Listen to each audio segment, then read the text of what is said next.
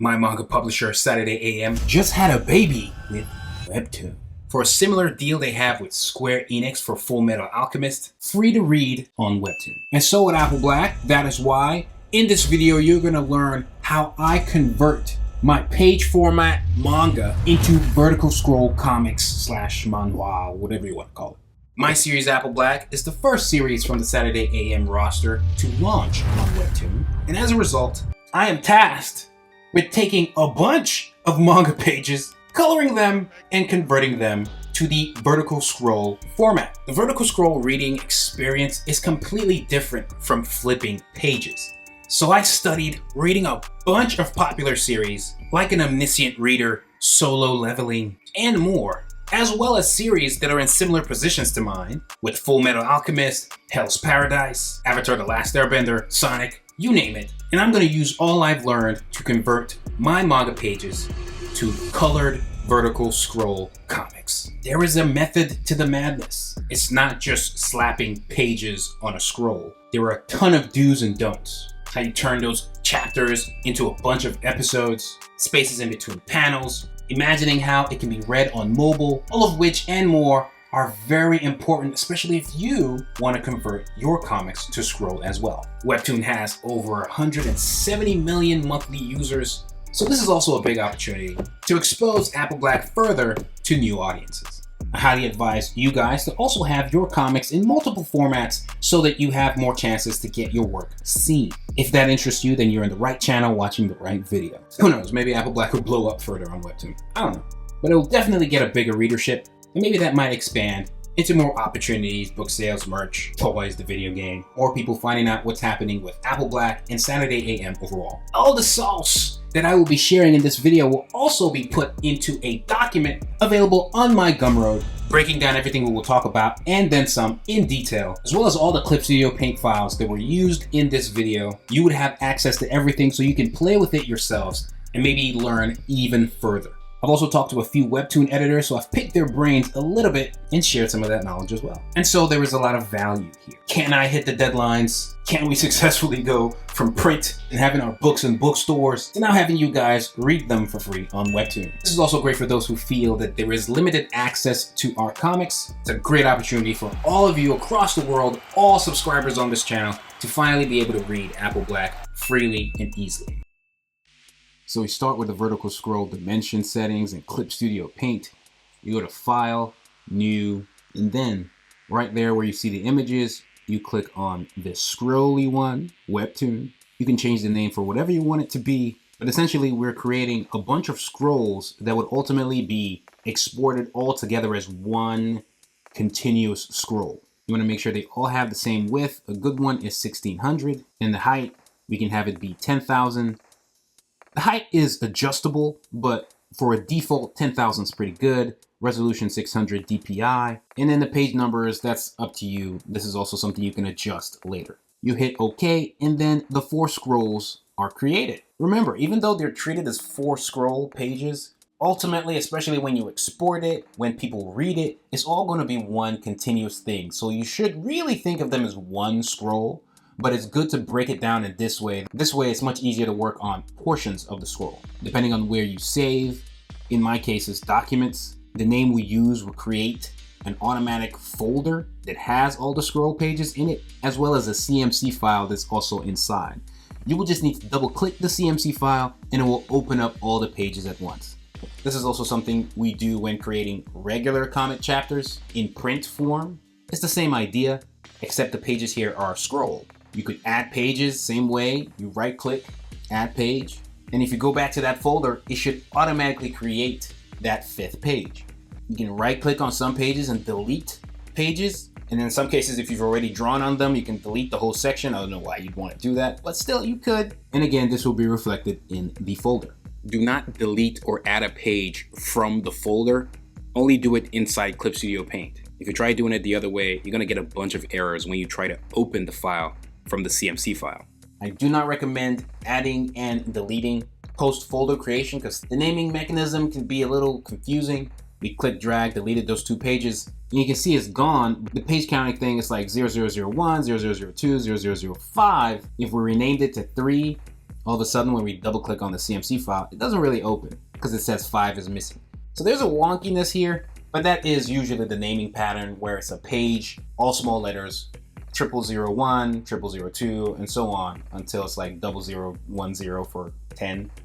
So 0010, and so on and so forth. We didn't have to worry about this too much. Usually when I'm creating that initial default file, I don't pick 4 pages. I pick more pages than I'll actually need and just work normally from start to finish. And if there are more pages at the end, I just delete the pages at the tail end. It's less confusing that way. Or if you make and you end up using all the pages you create, you just add. As long as you keep most of the madness at the tail end, you'll figure it out. So I'm gonna delete all of that, redo it again, and let's call this episode 1. Usually if I find a naming convention, I just be consistent. So this is how I would name episode 2, 3, and 4, and so on. Now I double click on page 1. It'll then create a new window in Clip Studio Paint where you can focus on just that section of the entire scroll, but just that one scroll page. And one of the things I like to do is to go up to View and then click on On-Screen Area Webtoon. This then highlights a section of the scroll, kind of giving you a guide of how this will be seen on mobile, which is where most of this is going to be read anyways. How are people going to be able to read your comic on their phones? How much are they going to get to see? This allows you to decide the spaces in between panels, how long you want them to keep scrolling before they read the next panel or a word or whatever the case may be. You have more control over what they see, guiding your eyes. Key thing to remember about print versus vertical scroll is that with print, you're building tension with each panel, making them want to flip a page.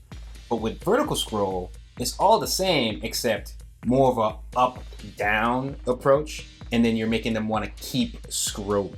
Here with page 1, I've added this little scribble, and I have it all the way until the end at the bottom. But on the side, you can see the window that has all the pages together.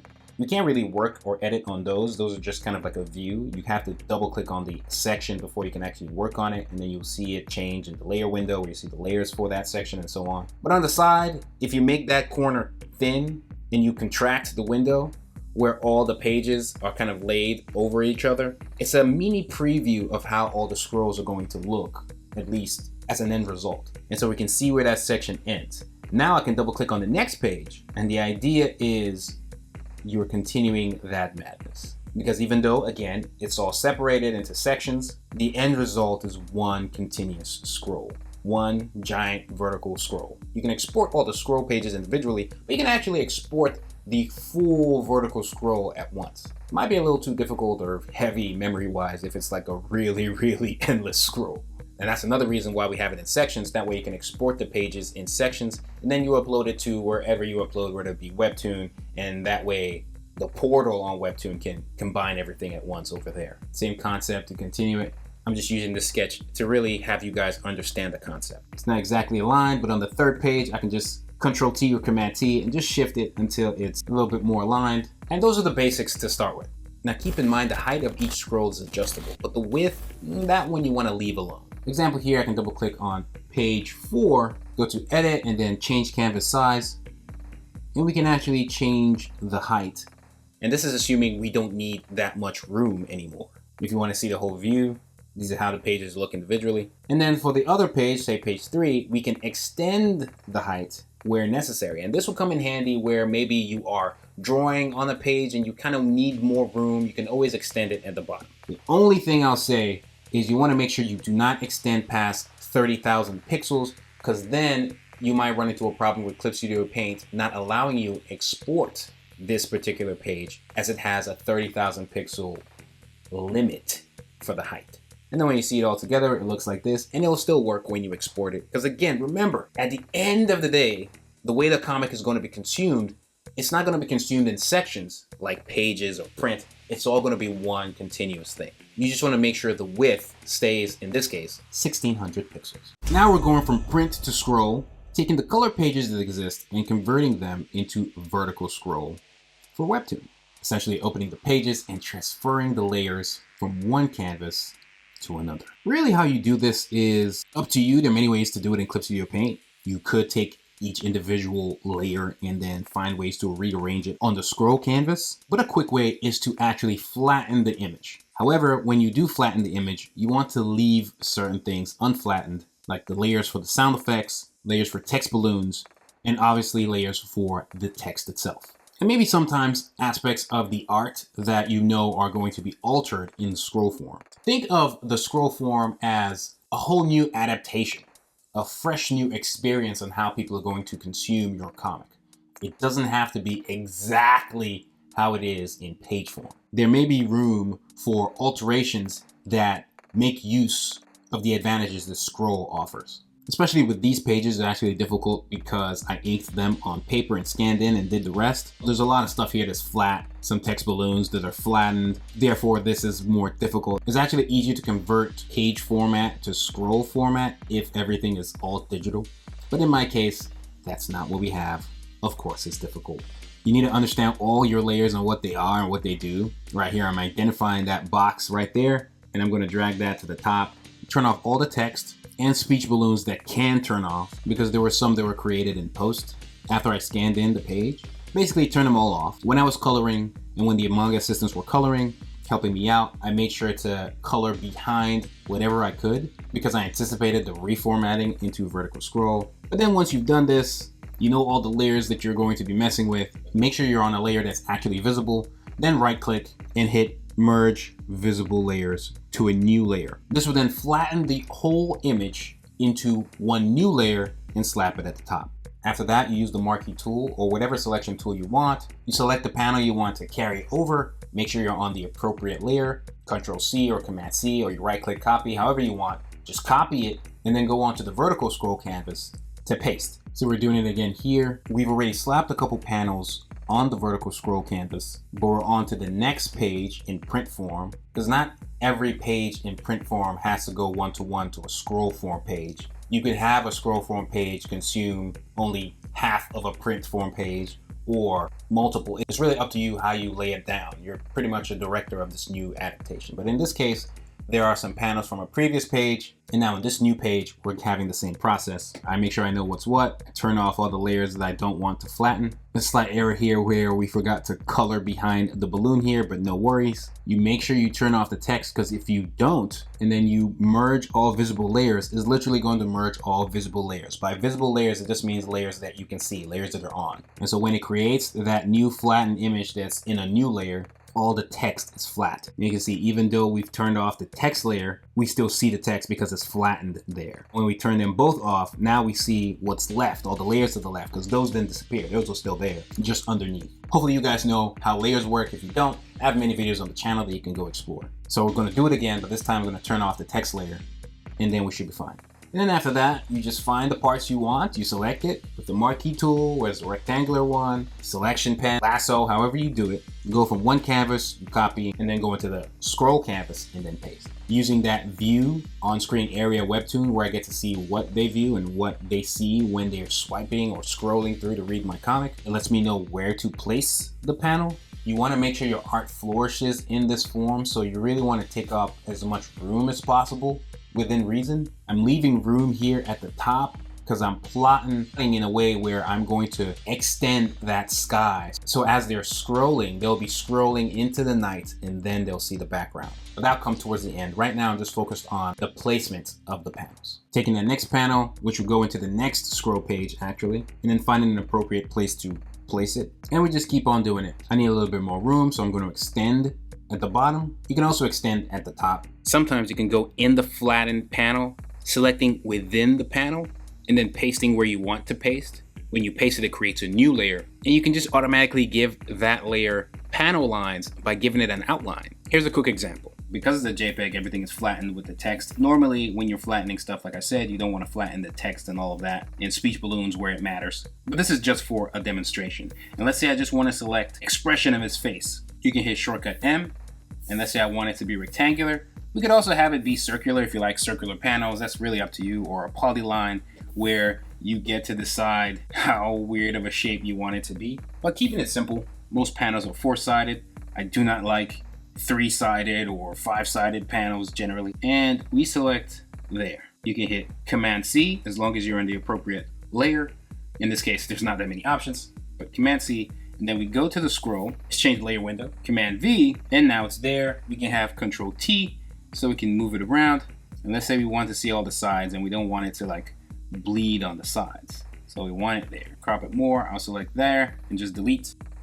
and this is it. Now, obviously we don't get any lines at the edge because we just selected the art. But a cool trick is when you select it like this, you can literally on that layer, and let's say we called it panel 1. We can then come up here to the top.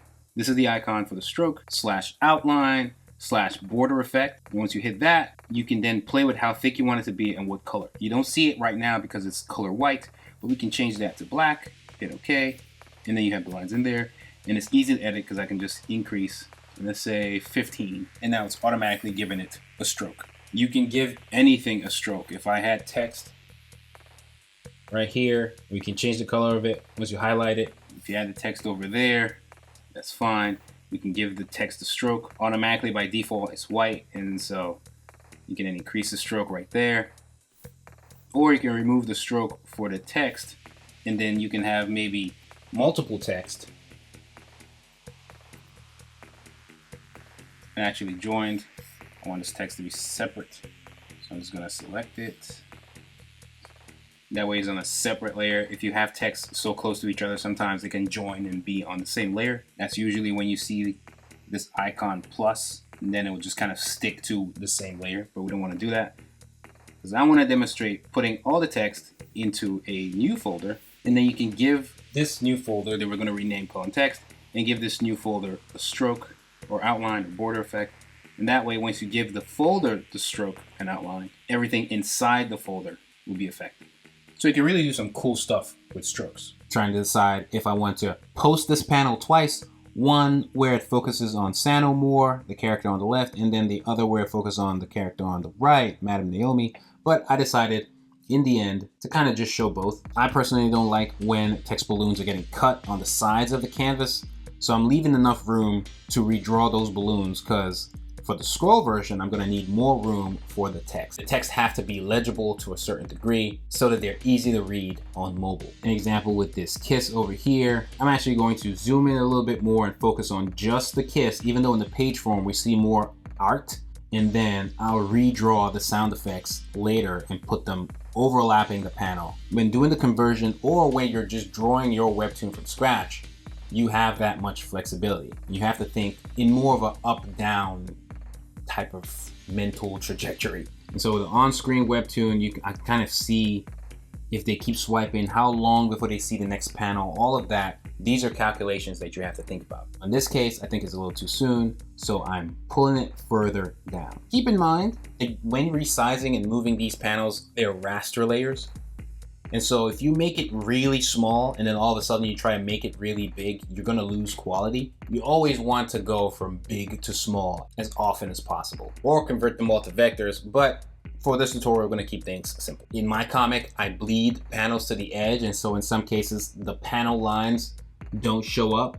In these cases, I always try to close the panel with a black line consistent with the rest of the other black lines for the panel lines, and I close the panel.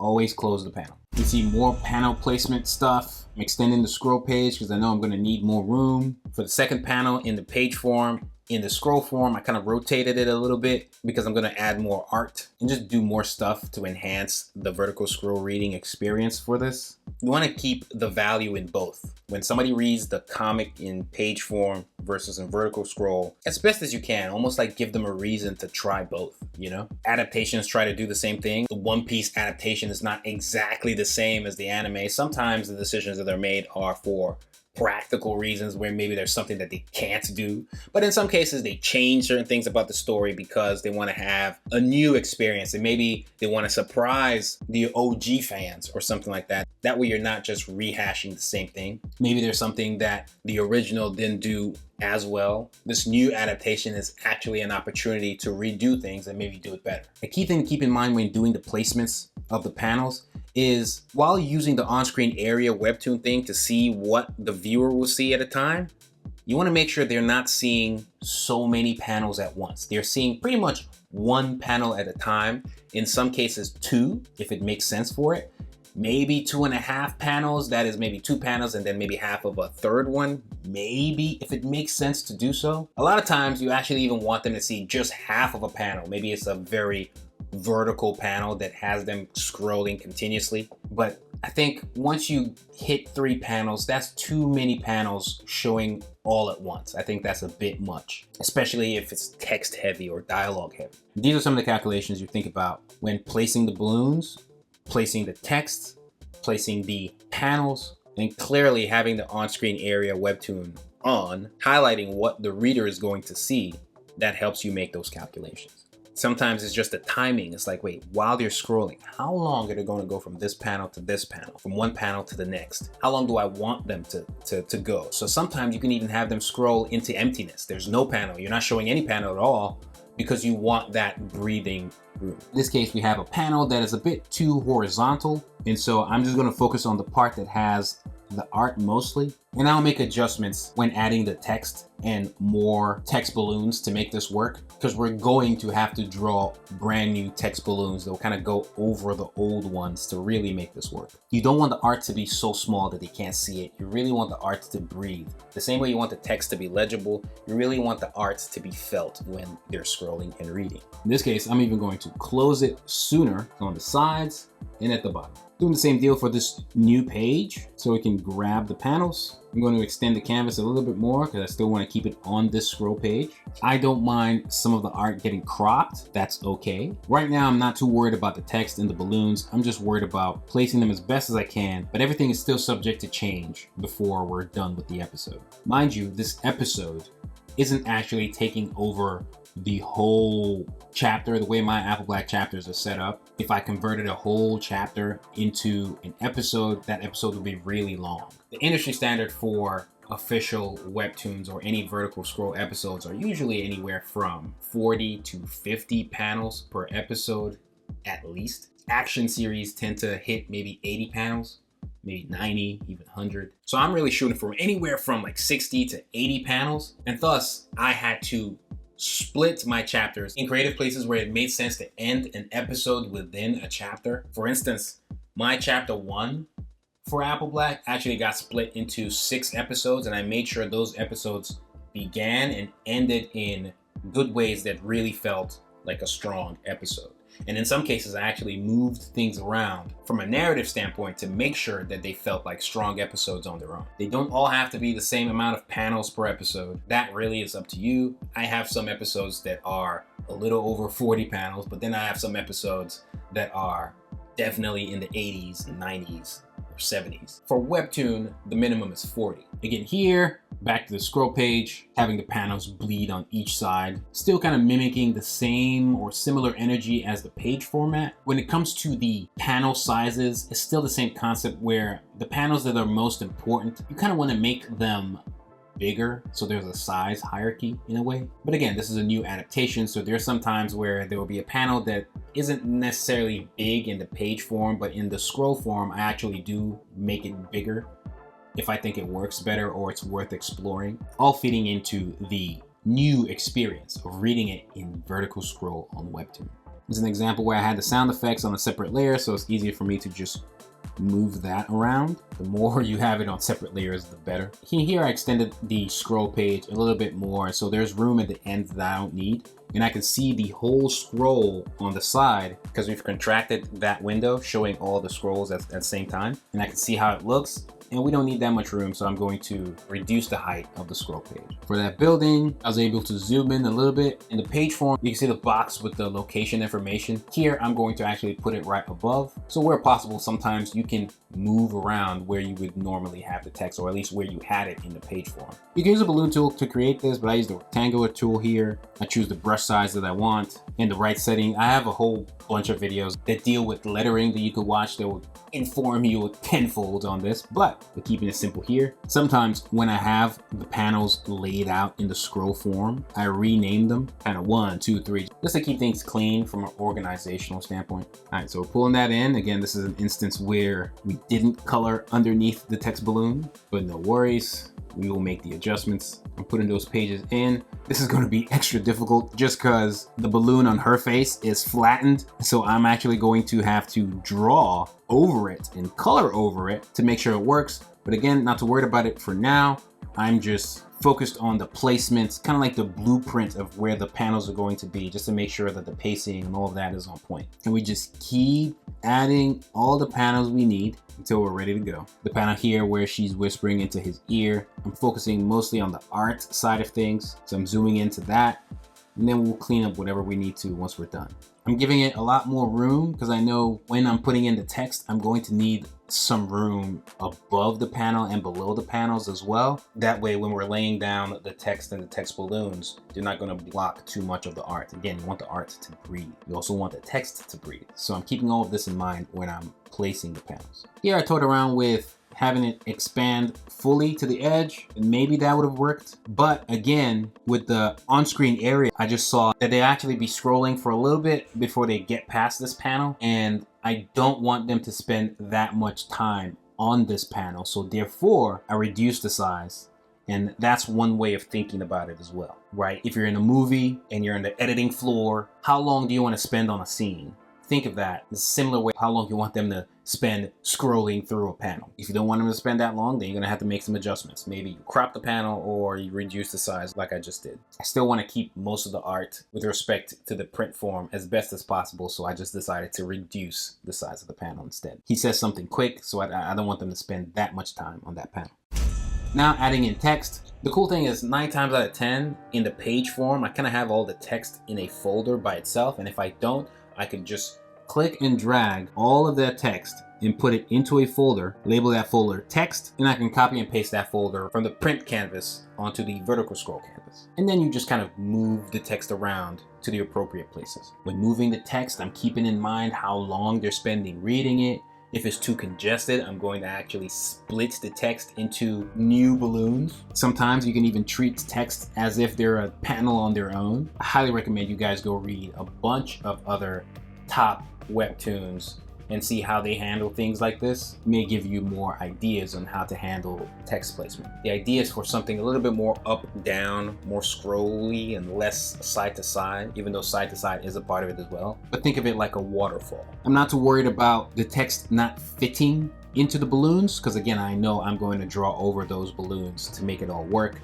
You want to make sure the text balloons, when the time comes, actually overlaps the panel 9 times out of 10, so that'll come into play. And then you want to make sure that the font size is at least 8 point. 10 point is a sweet spot, but at least 8 point, you want to make sure that people can read this on mobile and they don't have to squint. So no matter what, keep it above 8. Unless you have some super duper crazy reason why you want to go below, maybe the character is whispering or something and you're trying to do something creative. But 9 times out of 10, just keep it above 8 points. And then you can go louder if they're yelling, you can go to 12 point. But have a default where you're consistent throughout the episode. And for me, 8 point is the default. If you guys can do 9, that'll be better. If you did 10, that'll be better maybe. Ultimately, it's up to you. It's all art, it's subjective. You get to decide. But for my advice, nothing lower than 8. Have the text be center aligned, but sometimes for the square boxes, the narration boxes, the text boxes, especially in cases like this where it's just saying the location, I have it be left aligned, almost like you're writing an essay. And I have it be italicized. So that is a madness you have to develop. You have to develop a method to your madness of when to italicize things or bolden certain words for whatever reason you have. Here, I'm just being consistent with what I've already done in print form or page format. I've given the text a white stroke. It just makes things easier for me to see and edit. And right now things are looking a little bit too congested. So I'm going to extend the scroll height and just have things breathe a little better as time goes on. Right now, I just want to make sure the text is at least on the canvas in the right places, and then we'll go from there. So I've selected a bunch of these panels and I'm pulling it down because we just need more room. Continuously pulling it down, resizing where applicable, because you definitely don't want the text to be too congested. You want to keep them scrolling and not overwhelmed. See, in some cases like that, I'm going to split the text into 2 because it's too congested. So I'll have a speech balloon right above the panel right there, and then I'll put the rest right there, all pointing to the same character talking. Put in ellipses, which is just a ... just a sign that he's continuing the conversation from the panel above, and then we just go from there. Similar thing here, I'm going to break that apart, so you want the text to breathe. I'm going to put that below, and I'll have it pointing to the appropriate character. See here, we're extending at the top and pulling the panels up. The same concept, making sure the text can breathe. title and end cards, essentially end credits and just like the title for the episode. I already have this in a folder in previous Clip Studio files for episodes, and I'm just gonna copy those folders and just slap it in here and then make the changes. Because you wanna keep it uniform. That's why I always just copy and paste. So in the previous episode, right here, this is all in one folder. I'll copy, then go to the current scroll that I wanna put it in, which is over there in this scroll form. It's actually not a good place to fit it. So what I'm gonna do is break a rule. It's gonna bite me later. Where I'm gonna come out to the whole episode and maybe pull an empty scroll on the end, click and drag and put it somewhere else, because you can rearrange the scrolls as well. Right there. Then copy and paste. This is episode 10. Put in the right name, what part. I have the names for the episodes be the same as the name for the chapters in the page form, except in this case, chapter 3 was broken into 2 parts. So you see at the bottom is chapter 3, part 2. And chapter 3 is called Armor for God. So it's episode 10, Armor for God 2. Hopefully it makes sense. And I'm actually gonna reduce it at the top and bottom because we don't need that much room. And this is how I have my end cards. I'm also promoting the Patreon, where you can get some extra perks as you can read. Promoting the Discord, but I'm not doing too much. And then we have some author notes, a little art, the Saturday AM logo, just something that I use to end every episode. Full Metal does something similar. Hell's Paradise does something similar, except without the art. You really have freedom as to how you want it to be structured. Here I've put it on the last scroll page. And so for all the other scroll pages that we're not going to need, I'm just going to delete all of them. You can right click, delete them, or select them and then delete them all at once. Now we have time for those text balloons, those pesky text balloons. Here, because it's flattened, I'm going to be drawing on a new layer a text balloon that will overlap the old text balloon, but also overlap the panel lines. Because as you will notice, with a lot of Webtoon, a lot of vertical scroll comics, the text balloon overlaps the panel lines because you're giving more room for the text, which is paramount. And so you want to make sure it's legible, easy to read. It's clear what to read and what to read next. So sound effects and text balloons, 9 times out of 10, not always, but 9 times out of 10 overlaps the panel lines. How you do that, whether you use a new layer or you edit the art layer, this panel layer here, or this flattened panel layer here, up to you. To keep things easy to edit, I'm doing them on a separate layer most times. Sometimes I just edit the art layer as is, but a lot of times I'll create a new text balloon and put it above it, like so. And I know I'm gonna need one at the top because I know how much text is there. Again, once it comes to creating balloons, I have a video on lettering that should help. Many videos on comic creation. So I'm assuming you've watched those videos. Please do so, help the channel out. But once you understand what I'm doing, I'm just creating text balloons in the appropriate places. And I just do this for the rest of the episode. Again, it's best to do it on a separate layer. Even if all the new balloons are on one layer, at least it's on a layer that is separate from the panel layer or the flattened art for the panel layer. That way it's easy for somebody else to edit if necessary. If you're working in a team and then someone on the team has to get your files and edit the files, it'll be easy for them to do so. See here, we've done it, and we even covering a little bit more art, and that's okay. Still using the same balloon tail, that's okay. When people are reading it, are they gonna know? No one's gonna know. No one's gonna know. Who's gonna know? No one's gonna know. I'm drawing this balloon as well, but I actually even extend it even further at the top. That way, when you look at both balloons or text bubbles, it really feels like one is very much above the other. So it's extremely clear which one to read. It was always clear because you go left to right anyways. But I also like to give that up and down feel. I'll actually end up moving that text up a little bit. But there's another case where the text is just kind of by itself and pointing upwards as well. So imagine as they're scrolling, they have this room to breathe. It's very important, especially if the scene is a calm scene. If the scene is a little bit more chaotic, then maybe you can be more chaotic in your placements and all of that from a creative standpoint. But that just doesn't apply here. Here, there's room to do maybe a shaky-ish balloon like this because the person talking is unsure of themselves. So you can still be as creative as you want. It's also an indicator of who is talking without even seeing the balloon tail. Again, I don't like the balloons getting cut off on the sides, but they could get cut off if you really wanted to, if you really didn't have room. But I tend to avoid that as best as I can. And usually the tails, you have them pointed at the character's mouth.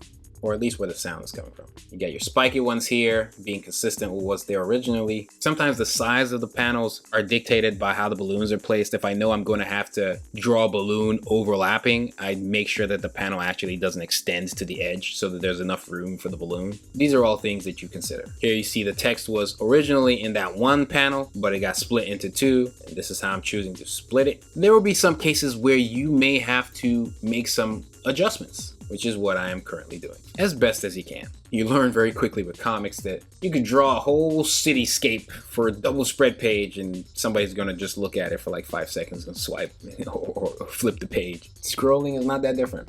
See with the boxes here, I usually use the boxes for narration if somebody's narrating.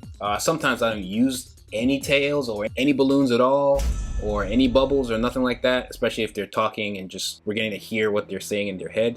But in some cases where they're just narrating and you want a box, you could do that. I'm using the rectangle tool here. Once you use the appropriate settings, see all the settings have different uses. There's somewhere you'd be able to draw a line behind it, and there's somewhere you won't be able to. You just want to make sure you're using the right one. For sound effects, again, just like the text balloons, this is something you can use to guide the eyes. Remember that kiss. Now I'm going to draw sound effects at the top, pretty much the same one that was there before, but I'm recreating it for this new vertical scroll version. So we have one at the top right there. The same way we extended balloons for other panels. In this case, I'm using the same art and I'm just extending it here as well. Just like the text balloons, sound effects tend to pop out of the panels as well. Don't always have to, but 9 times out of 10, they do. It's all part of that legibility. It's all part of that new experience reading. It's all part of everything. And now also sound effects can be used from a creative cinematic standpoint to just guide the reader. Here, we have the character playing with that little doll, and the doll's making some sounds, some crack crack sounds. So now I'm using just the sounds, just sound effects to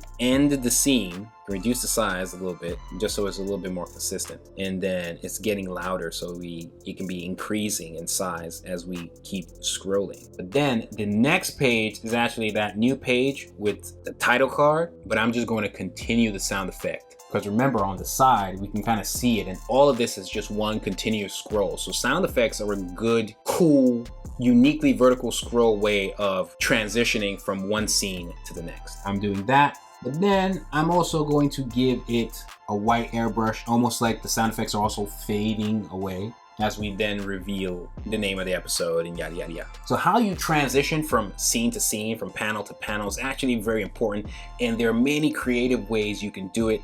I highly recommend you read a bunch of vertical scroll comics to see how they transition from panel to panel. Sometimes some panels don't have any borders and it's just some continuous, uniquely blended thing, which is what we're going to be doing next. Adjustments, cleaning up some of the art, and doing some transitions. Here we're cleaning up that art. I'm kind of doing it manually. It'll probably be easier. Let's say if you had all the layers, you'd be able to just pull that in. How you work is up to you. Part of the transition is I want to fill up all of that space at the top with more sky. And I'll add in more stars and all of that. Extended it at the top a little bit to give me the room to do so. And this is the first page. So we're starting in black and then we come into this. And remember this panel, I kind of rotated it a little bit, but unlike the page form, I'm going to expand it. Use one of the brushes and Clip-Studio Paint, the gauze cloud. It's not a straight up panel to panel. It's almost like this weird blend into this new panel, but I don't like it being black and white just like that. So in those areas, when I do stuff like this, I tend to have another layer that I'll change the blending mode to color burn, and I'll put it in that area and it'll just give it a little bit more zhuzh, a little bit more sauce. And then I'll do more cleanup. This is pretty cool because again, this is something that will be unique to the vertical scroll version. The same way there will be things that are unique to the page form. This page is actually blowing past 30,000 in height. So what I'm going to do is actually right click here, add a new scroll page, pull it to the top so it's the new page 1. Go to this page, select half of it, copy, and then paste it on the new page that we have. Then when I go back to the second page, I'm going to reduce the height at the top to just block what I took out. That way we split the scroll page into 2 scroll pages. Again, it's just easier to work with. Little thing here, I'm gonna have to redo that color burn. We did that. And I wanted this because I wanted the scroll page to breathe a little bit more. It was getting a little bit too congested. So in this new page, I can kind of give each panel more room. I can blacken that top, again, allowing it to breathe. That way, when they start the episode, it's just pitch black almost. And then they have to scroll to get more sauce. I can add a little bit more gauze cloud and extend that color burn layer. You really want the arts to breathe, the text to breathe, sound effects to breathe in a good way, where necessary, creatively. Things were getting a little bit too congested. So got a speech balloon right here real quick. You always want to take a second look at everything, make sure you're not forgetting stuff. Here in this panel, I'm doing a similar thing. I'm extending the sky, so as you're scrolling into the next panel, but it's in a creative way. Then I'm adding the stars, adding this new moon, because the original panel has some white around it. I need to get rid of that white, so we're good. Want to control that transition. Speed lines are also great for transitions. You see this a lot. If anything, I could have made the speed lines even longer, but they're great, especially for very action-packed scenes. If you want to have a really cool transition there, or the action just makes sense, then it's all in the direction of motion, yada, yada, yada. So let me know if you guys have questions to the bottom.